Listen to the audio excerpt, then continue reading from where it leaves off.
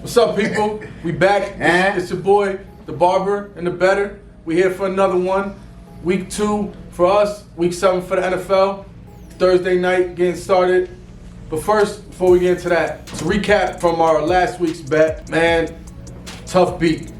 Lost 4-leg parlay by a hook. Had Godwin, 5 catches, he got 11. That was easy. Had Rattler, 14.5 yards. He got 24. That was easy. Had Houston by 5.5 because we had brought that down to 5.5 because I was worried about that. That was easy. The whole game had it until the end. Then they started scoring. Lost by a hook, about a half a point in the Baltimore game. Would have turned 100 into 900. That's all right, we back again. We'll get it back. Just need to hit one to make up for it. It was a crazy week 2 overall. All publics, all favorites. Casinos, the books, lost their shirt. You're going to see all these people thinking they the best, the betters now, because all they do is pick the favorites and they won. It was due for the favorites to hit, like we talked about. No favorites have been covering, no favorites been hitting. It was due to even out, and this was the week it evened out. What was our record last week, Jet? So you pulled up and hit him with 10-4. So I hope you're listening to my boy, because you know what he's talking about. Putting them straight bets, 10-4, you would have killed the house. Your boy pulled up at a smooth 6-8, but hey, I'm the barber. You know what I mean? We just here to have a good time. It's a long season. We're gonna get it back. And the barbershop went crazy, 12-2.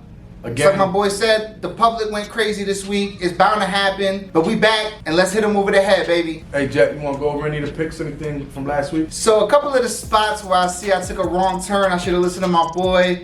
Them Cardinals are trash. He tried to tell me I didn't want to listen. I was over here talking about some this, that, the third. Cardinals are trash. Not fucking with them. Another one right here, man, that Panthers game. I thought they could have did a little something, you know what I'm saying? But hey, sometimes you got to take a shot, you know what I mean? You can't always run with the favorite. Crazier things have happened. It is what it is. And my boy Jamar Chase, man, my boy was on a heater. I was all in. I had him for the anytime tutty on most of my slips. I was all in on the Jamar Chase train. It is what it is. Cats cooled down. There really wasn't anything impressive that came out of that Giants-Bengals game anyway. It is what it is. You win some, you lose some. But we back this week and we trying to make up. Some touchdowns, man, the case sometimes on the parlays. Look at last night, man, all I needed was that Breece Hall. I don't know if you guys follow me on the Comissh. But you see, I had a 6-legger. I had everything except for just in the Breece Hall to get in the end zone. It would have turned $50 into $600. It's all right, though. But we learning. Your best bet, anytime you put an anytime TD on a slip, hedge it. Because it's not worth it. The props are hit. The TD is going to get you. And then worst case scenario, you hit the big one and you still hit the hedger. You outside. Right. Cause it do be like that. Sometimes they just keep throwing and kicking field goals or keep running and kicking field goals. So you hit all the yardage props, but nobody gets in the end zone. And then you lose, then you parlay hit. Good advice. So like we said, it was a crazy week for the public.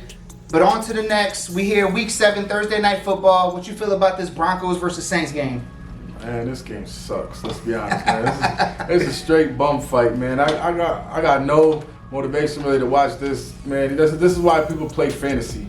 It's for game nights like this. But the way I see the game playing out, I see it being a boring game. But I'm thinking, you know, they just got too many injuries over there for New Orleans. You got Olave can't be able to play. I mean, we don't know for sure by the time it's a shot, but he came off a concussion. I think it's like his 3rd concussion of his career. He's only been in the league like 3 years. There's no way they rushing him back.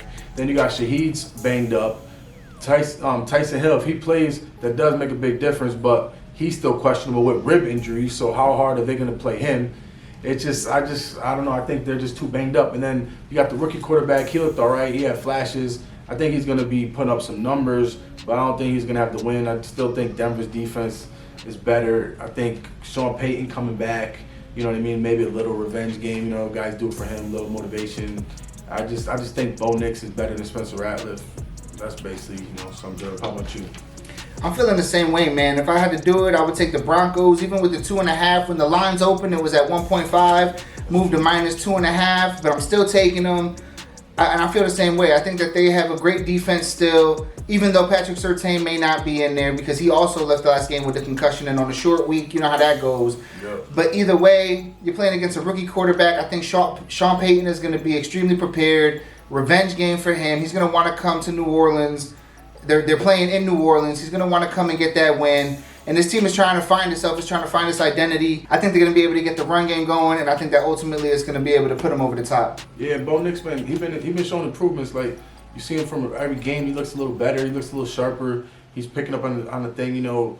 It's like Spencer Ratliff, he was just chucking it because they was playing a lot of too deep, man, a lot of prevent stuff slowing down towards the end of the game when they're winning, so he's putting up some stuff. But I think he could do some of it again in this game, but I just don't think when it comes down, he's going to make the winning play, where I got more confidence at this point in Bo Nix. I see the game playing out something like 21-16 Denver. If that's the case, it'd be Denver in the over. If you played that, $100 when you're 246. That's how I see the game playing out. I see it coming down to about a 20-17 matchup, which is still cover the spread, still hit the over, so I'm right with you there. And again, I think it's going to be one of those kind of games, short week, Thursday night, two squads that really aren't bringing a lot of excitement to the table. I'm right there with you. Hey, I say we just jump right into them bets, man. Let's look at them parlays, you know what I mean? Let's go. So for this week's Big Bet Jet Parlay of the Week, we're going to take Bo Nix for over 175 passing yards. He's hit this in 4 of the last 6 games.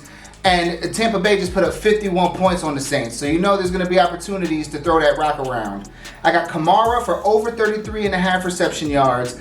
I got this because I think with a defense like Denver, rookie quarterback, you're going to be living in the check down. And Alvin Kamara is known to eat up when he gets those opportunities. I got Javonte Williams for over 44.5 rushing yards. Tampa Bay just ran over 200 yards on this defense.